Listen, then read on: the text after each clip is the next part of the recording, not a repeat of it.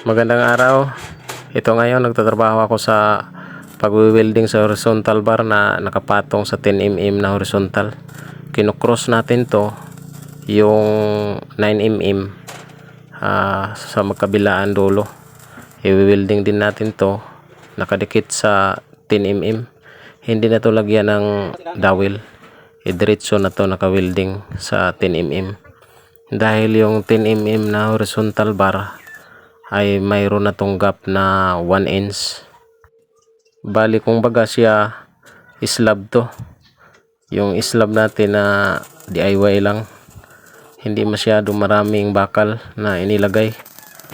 Kaya yung distansya niya ay 25 cm lang yung 9mm. Pero yung bakal na 10mm ay 30 inch yun yung gap niya. Pero yung nakapatong na 9mm itong wini-welding ko ay 25 yung pagitan niya sa bawat horizontal bar. Sa ganitong paraan hindi tayo masyadong sa material na sobrang dami. Nakatipid tayo sa material pag ganitong pamamaraan dahil malayo lang ang agwat sa pagitan ng bawat bar.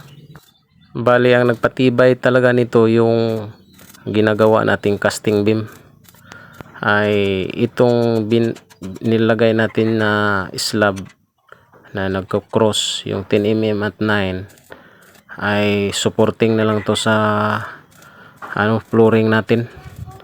Tapos naka-welding to sa bawat dulo ng tie beam at saka naka-welding to sa casting beam, kaya matibay na to. Pero yung pagitan niya ay malayo-layo lang talaga, kaya yung DIY ay malayo yung mga bakal sa slab. Hindi kagaya ng mga yung standard na paggawa ng slab ay halos 25